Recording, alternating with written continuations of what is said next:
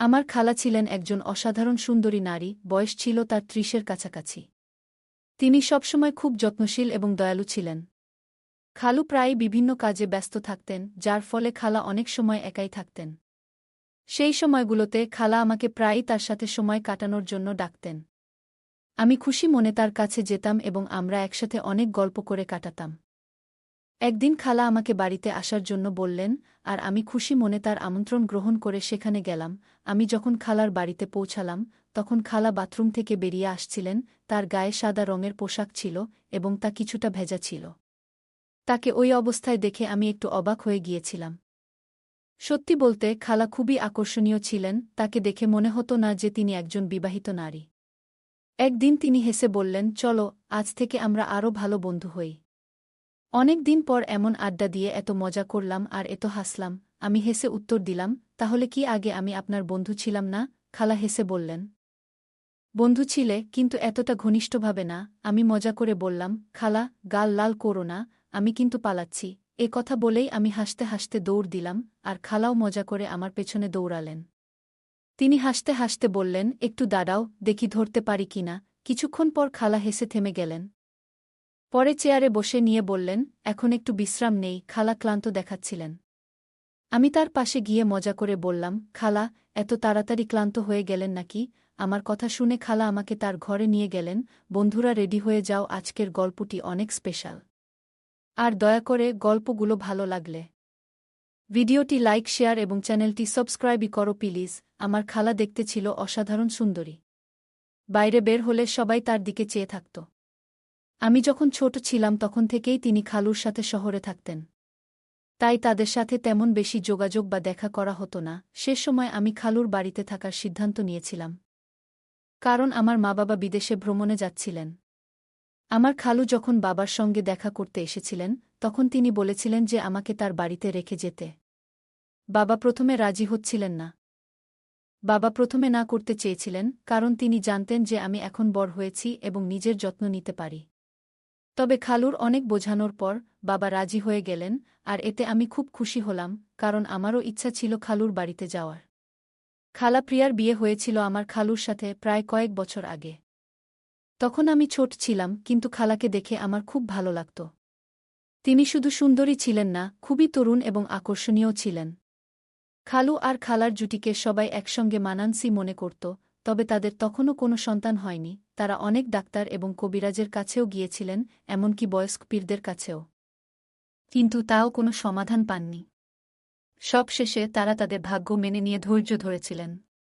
খালু আর খালার মধ্যে অনেক ভালোবাসা ছিল, আর আমার মনে হয় খালু কখনোই খালার সঙ্গে কোনো মুহূর্ত অপচয় করেননি। বিয়ের পর খালার রূপ আরও বেশি ফুটে উঠেছিল, আগের থেকেও বেশি মোহনীয় হয়ে উঠেছিলেন। একদিন খালা যখন রান্নাঘরে খাবার তৈরি করছিলেন, আমি তখন টিভিতে কিছু দেখছিলাম। হঠাৎ খালা আমার পাশে এসে দাঁড়ালেন। খালা একদিন আমাকে জিজ্ঞেস করলেন, কুনাল, আজ কলেজে গেলে না? তার এমনভাবে আমার নাম ধরে ডাকা আমাকে কিছুটা অপ্রস্তুত করল, কারণ আমার মনে অন্য চিন্তা ঘুরপাক খাচ্ছিল। আমি হালকা বিরক্তি নিয়ে বললাম, না খালা, পরীক্ষা শেষে আমাদের 2 মাসের ছুটি চলছে। খালা তখন আমার জন্য দুধের শরবত নিয়ে এসে টেবিলে রাখলেন। তাকে এভাবে নিচু হয়ে কাজ করতে দেখে আমি কিছুটা অবাক হলাম। মনে হচ্ছিল কিছু বোঝার আগেই পরিস্থিতি অস্বাভাবিক হয়ে উঠেছে।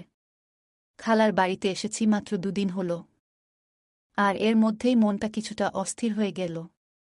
রাতে খাবারের সময় খালু আমাকে ও খালাকে বললেন যে তিনি কিছুদিনের জন্য ব্যবসার কাজে বাইরে যাচ্ছেন। আগে যখন তিনি বাইরে কাজে যেতেন, তখন খালাকে সঙ্গে নিয়ে যেতেন, কিন্তু এবার আমি বাড়িতে থাকার কারণে তিনি একাই যাওয়ার সিদ্ধান্ত নিলেন। তাই তিনি আমাদের দুজনকে বাড়িতে রেখে চলে গেলেন। এরপর আমি খালার বিভিন্ন অভ্যাস লক্ষ্য করতে শুরু করলাম।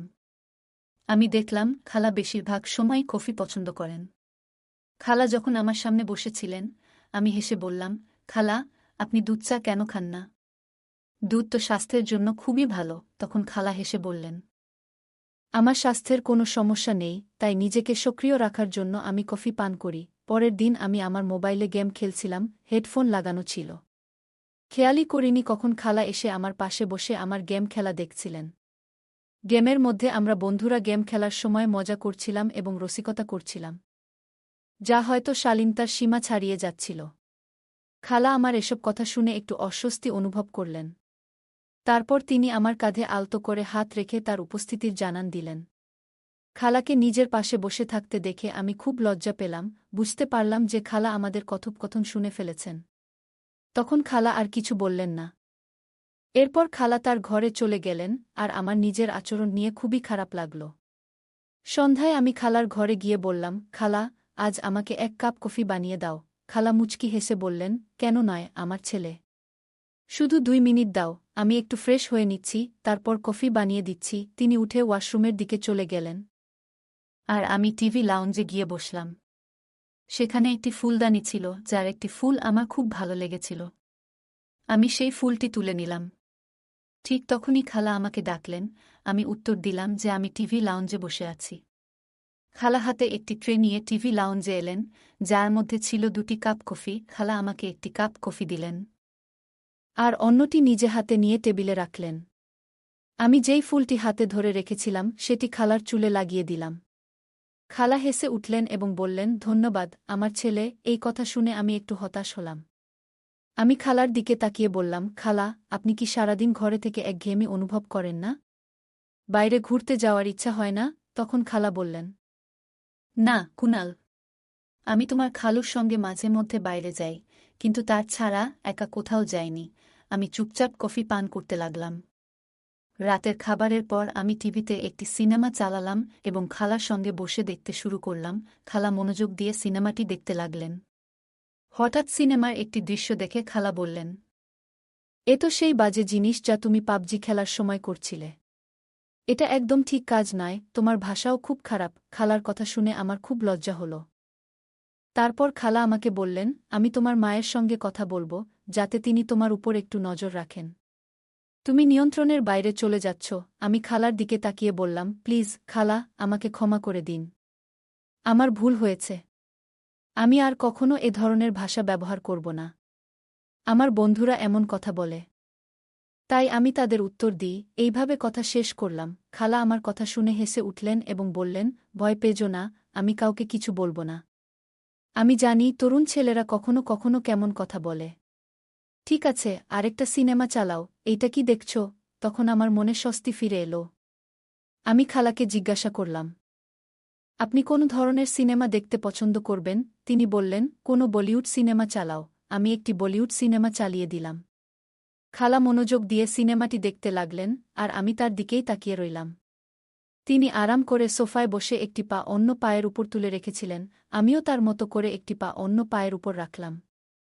মনে হলো খালা আমার এই আচরণটি লক্ষ্য করেছেন এবং তার মুখে হালকা হাসি ফুটে উঠল। তিনি সোফার এক পাশে বসেছিলেন, আর আমি বসেছিলাম অন্য পাশে। খালা হেসে সোজা হয়ে বসে গেলেন, আর আমি আবার তার নকল করার চেষ্টা করলাম। তখন খালা জোরে জোরে হাসতে শুরু করলেন এবং বললেন, কুনাল, তুমি আমার নকল কেন করছ? আমি তার দিকে তাকিয়ে মৃদু হেসে মাথা নাড়লাম। তখন তিনি মজা করে বললেন, কেন আমাকে বিরক্ত করার চেষ্টা করছ? আমি হেসে বললাম, হ্যাঁ, একটু তো। তারপর খালা আরও বেশি করে হাসতে লাগলেন। আমি মজা করে বললাম, অনেকদিন হলো কেউ আমাকে বকাঝকা করেনি বা কোনো শাসন পায়নি। আপনি এতটা একঘেয়েমি নিয়ে সারা দিন কাটিয়ে দিচ্ছেন। খালা আমার কথা শুনে কিছুটা অবাক হলেন এবং বললেন, কুনাল, আমি কি সত্যিই একঘেয়ে? আমি হেসে বললাম, জানি না, আমার কি হবে একা একা থেকে। খালা মৃদু হেসে বললেন, তোমার যদি ভালো সঙ্গী দরকার হয়, আমি ব্যবস্থা করতে পারি। তিনি আমাকে খুব সরল আর মজাদার মনে করছিলেন, যা আমার জন্য ভালোই ছিল। এই ধরনের কথাবার্তা চালাতে চালাতে খালা আমার সঙ্গে আরও বেশি স্বাভাবিক হয়ে গেলেন। রাত যখন প্রায় 12টা বাজে, তখন খালুর ফোন আসলো, আর তিনি উঠে নিজের ঘরে চলে গেলেন। আমি কিছুক্ষণ অপেক্ষা করলাম। আমি সিনেমা দেখা শেষ করে এলইডি বন্ধ করে আমার ঘরের দিকে যাচ্ছিলাম। ঠিক তখনই খালার ঘর থেকে তার মৃদু আওয়াজ শুনতে পেলাম। তিনি বলছিলেন, তোমাকে খুব মিস করছি, জানো না কিভাবে এই দিনগুলো কাটাচ্ছি।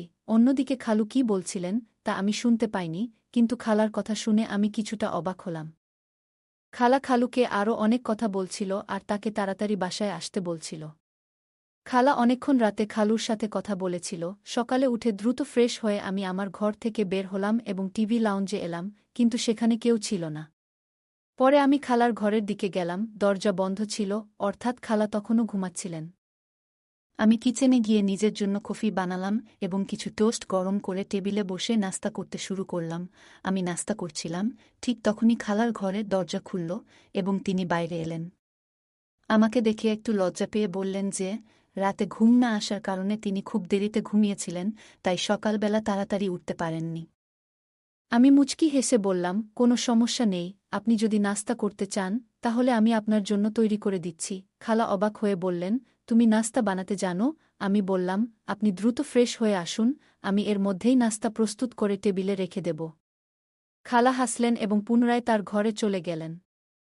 এরপর আমি কিচেনে চলে গেলাম। খালা আমাকে দেখলেন এবং একটি চেয়ারে বসে পড়লেন। খালা ফ্রেশ হয়ে অনেক সুন্দর একটি শাড়ি পরেছিলেন, যা তাকে অনেক সুন্দর লাগছিল। আমি তার দিকে তাকিয়ে রইলাম, আর আমি তার সামনে টেবিলে নাস্তা সাজিয়ে দিলাম। খালা আমার দিকে তাকিয়ে মুচকি হাসলেন, তারপর আমার মাথায় হাত বুলিয়ে আমার চুলগুলো একটু এলোমেলো করে দিলেন। তিনি হেসে বললেন, তুমি তো বেশ বুদ্ধিমান। আমি ভেবেছিলাম তুমি আজকালকার ছেলেদের মতোই হবে, কিন্তু তুমি তো অনেক পরিশ্রমী। আমি খালার হাত ধরতে গেলে তিনি মুচকি হেসে আমার গালে হালকা করে একটা চাপ দিলেন এবং বললেন, তোমার চুল এলোমেলো হলেও তুমি আরও সুন্দর লাগছ। এরপর খালা নাস্তা করলেন এবং বললেন, কুনাল, তোমার অনেক ধন্যবাদ, আজ তুমি আমার দিনটা আনন্দময় করেছ। তিনি মজা করে বললেন, চলো আজ থেকে আমরা আরও ভালো বন্ধু হয়ে যাই। অনেকদিন পর এত মজা করে আড্ডা দিলাম আর এত হেসেছি। আমি হেসে বললাম, তাহলে কি আগে আমি আপনার বন্ধু ছিলাম না? খালা হাসতে হাসতে বললেন, বন্ধু ছিলে ঠিকই, কিন্তু এতটা ঘনিষ্ঠ ছিলে না। আমি মজা করে বললাম, খালা, আমার গাল লাল করো না। আমি পালাচ্ছি। এ কথা বলে আমি হেসে দৌড়ে গেলাম, আর খালাও হাসতে হাসতে আমার পেছনে ছুটলেন। তিনি মজা করে বললেন, একটু দাঁড়াও, দেখি তো ধরতে পারি কিনা। কিছুক্ষণ পর খালা হেসে থেমে গেলেন, আরাম করে বড় চেয়ারে বসে শ্বাস নিয়ে বললেন, এখন একটু বিশ্রাম নিই। খালা বেশ ক্লান্ত লাগছিলেন। আমি তার কাছে গিয়ে মজা করে বললাম, খালা, এত তাড়াতাড়ি ক্লান্ত হয়ে গেলেন? কথাটা বলতেই তিনি মুচকি হেসে আমার গালে হালকা টিপ দিলেন। আমি একটু অভিমানী ভঙ্গিতে বললাম, আপনার কাছ থেকে আর কোনো ভালোবাসা আশা করতে পারি না, আপনি তো একদম কঠিন। খালা স্নেহভরে তাকিয়ে বললেন, এমন কথা বলো না। এবং যেখানে তিনি গালে টিপেছিলেন সেখানে আলতো করে হাত বুলালেন। তারপর হঠাৎ হেসে বললেন, আমি একটু পোশাক পরিবর্তন করে আসি। কিছুক্ষণ পর তিনি বাথরুম থেকে লাল রঙের একটি পোশাক পরে বের হয়ে এলেন। তাকে দেখে আমি বিস্ময়ে স্তব্ধ হয়ে গেলাম। তিনি অসাধারণ লাগছিলেন। সোজা আমার দিকে এগিয়ে এসে বললেন, চলো আজ আমরা বাইরে ঘুরতে যাব। আমি চমকে গিয়ে বললাম, কি? আপনি তো বলেছিলেন যে আপনি খালুর সাথে ছাড়া বাইরে যান না, তবে আজ কিভাবে? তিনি মুচকি হেসে বললেন, আমাদের বন্ধুত্ব এখন অনেক গভীর হয়ে গেছে। আমি তোমার সাথে বাইরে যাচ্ছি কারণ আমার কিছু কেনাকাটা করতে হবে, আর আমরা ঘুরেও আসতে পারি। আমি বললাম, ঠিক আছে, তবে আমিও একটু পোশাক পাল্টে নিই, নিজেরটা একটু ঠিকঠাক করে নিই। হয়তো কোনো মেয়ে আমার দিকেও তাকাবে। খালা হেসে আমার পিঠে একটা মৃদু ধাক্কা দিয়ে বললেন, তুমি সবসময় মজা করো কেন? আমি হেসে বললাম, কি নিয়ে এত রাগ করছেন? খালা মুচকি হেসে বললেন, তোমার এসব কাণ্ডকারখানা নিয়ে। আমি মজা করে বললাম, আরে জীবনে একটু মজা না থাকলে তো জীবনটাই মাটি। না হলে সারা জীবন আপনি আমাকে একঘেয়ে বানিয়ে রাখবেন। খালা প্রথমে বুঝতে পারলেন না, কিন্তু যখন বুঝলেন তখন সঙ্গে সঙ্গে তার পায়ের জুতো খুলে বললেন, লজ্জা করো। না হলে এখানেই তোমাকে পেটাবো। আমি হেসে আমার ঘরে ঢুকে গেলাম। পরে আমরা একসঙ্গে মার্কেটে গেলাম। সেখানে গিয়ে দেখলাম যে খালাকে দেখছে সবাই তাকিয়েই থাকছে। লাল রঙের পোশাকে তিনি অসাধারণ লাগছিলেন। আমি মজা করে খালাকে বললাম, ম্যাডাম, আপনি যখনই বাইরে বের হন সবাই আপনাকেই দেখছে, যেন তাদের আর কোনো কাজ নেই। খালা হেসে বললেন, কুনাল, লজ্জা করো। আমি তোমার খালা। আমি মাথা নিচু করে বললাম, ঠিক আছে খালাজান। খালা হেসে আমার পাশে বসে বললেন, তুমি কখনোই ফ্লার্ট করা থেকে বিরত হবে না, তাই না? আমি মুচকি হেসে বললাম, কোনো দুর্ভাগা আছে যে আপনাকে নিয়ে ফ্লার্ট করতে চাইবে? খালা হেসে বললেন, বাহ, তুমি তো বেশ। একটু চুপ থাকার পর তিনি আমার খুব কাছাকাছি এসে কানে কানে বললেন, সত্যি করে বলো তো, তোমার কি কোনো প্রেমিকা নেই? আমি তার দিকে তাকিয়ে মিষ্টি হেসে বললাম, না, এমন কেউ পাইনি। আপনার মতো এত সুন্দর মেয়ে কোথায় পাব? আমি হেসে বললাম, গার্লফ্রেন্ড নয়, যদি জীবনসঙ্গী বানিয়ে নিতাম। খালা মিষ্টি হেসে বললেন, তুমি আমাকে এতটাই পছন্দ করো? আমি বিনয়ের সাথে মাথা নিচু করে বললাম, হ্যাঁ, আপনি আমার কাছে সবচেয়ে প্রিয়। খালা হেসে বললেন, তুমি কখনই মজা করা থেকে বিরত হবে না, তাই না? আমাদের মধ্যে এমন হাসিঠাট্টা চলতেই থাকল। সকালে খালা বললেন, কুনাল, দুধ শেষ হয়ে গেছে, একটু নিয়ে এসো। আমি সম্মতি দিয়ে মার্কেটের দিকে রওনা হলাম। ফিরে এসে ফ্রিজে দুধ রেখে খালাকে জানাতে তার ঘরে গেলাম। কিন্তু দরজার সামনে দাঁড়িয়ে আমি কিছুটা বিস্মিত হয়ে গেলাম। খালা স্নান শেষে তাড়াহুড়ো করে তোয়ালে জড়িয়ে বেরিয়েছেন। সেই মুহূর্তে আমার মনে অস্বস্তি তৈরি হল এবং আমি দ্রুত নিজের ঘরের দিকে ফিরে যাচ্ছিলাম। ঠিক তখনই খালা পিছন থেকে ডাক দিলেন, তুমি কি দুধ নিয়ে এসেছ? আমি ভীষণ লজ্জিত ছিলাম। কিছু বলতে পারছিলাম না, শুধু মাথা নাড়লাম। খালা আস্তে আস্তে আমার দিকে এগিয়ে এলেন। আমি মাথা নিচু করেছিলাম, আর হঠাৎ খালা স্নেহভরে আমার মুখে হাত রেখে বললেন, সব ঠিক আছে তো? তিনি জিজ্ঞেস করলেন, কি হয়েছে? কেন এভাবে চুপ করে আছো? আমি তার চোখের দিকে তাকিয়ে বললাম, কিছু না, খালা। খালা আমার চোখের দিকে গভীরভাবে তাকিয়ে মুচকি হেসে বললেন, কুনাল, সত্যি বলো তো, আমাকে তোমার কেমন লাগে? আমি মাথা নাড়লাম এবং আবার মাথা নিচু করে বললাম, খালা, আপনি যদি ভাবেন যে আমি এই কারণে আপনার প্রতি আকৃষ্ট হচ্ছি, তাহলে আপনি ভুল ভাবছেন। আপনার সৌন্দর্য অবশ্যই অসাধারণ, কিন্তু সৌন্দর্যই সব কিছু নয়। খালা গভীরভাবে নিঃশ্বাস নিলেন এবং আমাকে এমনভাবে দেখলেন যেন আমি কোনো পাগল। আমি আবার মাথা তুললাম এবং বললাম, আমি কখনো চাই না যে আপনি সাময়িকভাবে আমাকে গ্রহণ করুন আর তারপর সারা জীবন আমাকে আপনার কাছ থেকে দূরে রাখুন। খালার জন্য এই মুহূর্তটা খুবই সংবেদনশীল ছিল। তিনি ধীরে ধীরে বিছানায় বসে পড়লেন এবং মৃদু গলায় বললেন, খালা আমাকে বললেন, এসো, এখানে এসে বসো। আমি ধীরে ধীরে তার পাশে গিয়ে বসলাম। তিনি আমার হাত ধরে নিজের হাতে রেখে মৃদু গলায় বললেন, কুনাল, জীবনে যা পাও তার জন্য কৃতজ্ঞ হওয়া উচিত। খালার মনের ভেতর তখন কি চলছিল সেটা আমি বুঝতে পারছিলাম না। আমি অস্বস্তি বোধ করে হাত সরিয়ে ধীরে ধীরে নিজের ঘরে চলে এলাম। এমন পরিস্থিতি থেকে সরে আসাটাই বুদ্ধিমানের কাজ মনে হল। কিছুক্ষণ পর বাইরে এসে আমি বুঝতে পারলাম খালার ঘর থেকে কান্নার শব্দ আসছে। আমি দরজার কাছে গিয়ে জিজ্ঞেস করলাম, খালা, আপনি কি ঠিক আছেন? কোনো উত্তর এলো না, কিন্তু কান্নার শব্দ বন্ধ হয়ে গেল। আমি আবার জিজ্ঞেস করলাম, খালা, কেন কাঁদছেন? কি হয়েছে? ভেতর থেকে খালা উত্তর দিলেন, কুনাল, আমি একটু একা থাকতে চাই। দয়া করে তুমি নিজের ঘরে চলে যাও। আমি উদ্বিগ্ন হয়ে বললাম, আপনি তো ঠিক আছেন, তাই না? তিনি বললেন, হ্যাঁ, আমি ঠিক আছি। আমি কিছু বুঝে উঠতে পারছিলাম না কি করা উচিত। অবশেষে আমি নিজের ঘরে ফিরে গেলাম। কিছুক্ষণ পর খালা নিজেকে গুছিয়ে বেরিয়ে এলেন এবং আমার কাছে এসে ক্ষমা চাইলেন। সেদিনের পর থেকে আমি খালার প্রতি বিশেষ যত্নশীল হয়ে উঠলাম, কারণ তিনি ভীষণ একাকিত্বে ভুগছিলেন। আমি খালুকে ফোন করে দ্রুত বাড়ি ফিরে আসতে বললাম, কারণ খালা ছিলেন একজন তরুণ এবং সুন্দরী নারী, যিনি তীব্র একাকিত্বের শিকার হয়েছিলেন। খালা তার একাকিত্ব কাটানোর জন্য খুবই আকুল হয়ে উঠেছিলেন, তবে সৌভাগ্যের বিষয়, আমাদের মধ্যে এমন কোনো সম্পর্ক গড়ে ওঠেনি যা ভুল পথে যেত। আরও কয়েকদিন আমি খালার বাড়িতে কাটালাম। এরপর আমার মা-বাবা বিদেশ থেকে ফিরে এলেন এবং আমি নিজ বাড়িতে ফিরে গেলাম। এই ঘটনার মাধ্যমে আমি একটি গুরুত্বপূর্ণ শিক্ষা পেলাম, কখনো কোনো নারীকে একা বাড়িতে রেখে যাওয়া উচিত নয়। কারণ মানুষ ভুল পথে সহজেই বিপদগামী হতে পারে এবং ভুল সিদ্ধান্ত নিতে পারে। এছাড়া কোনো অনাত্মীয় পুরুষের উচিত নয় কোনো অনাত্মীয় নারীর সঙ্গে একা থাকা, কারণ এতে এমন ভুল হতে পারে যা সবার জীবনে বড় বিপদ ডেকে আনতে পারে। গল্পটা কেমন লাগলো জানাতে ভুলবে না। আরও মজার মজার রোমান্টিক গল্প শুনতে চাইলে ভিডিওটি লাইক, শেয়ার এবং চ্যানেলটি সাবস্ক্রাইব করতে এবং বেল আইকনটি ক্লিক করতে ভুলবে না। ধন্যবাদ।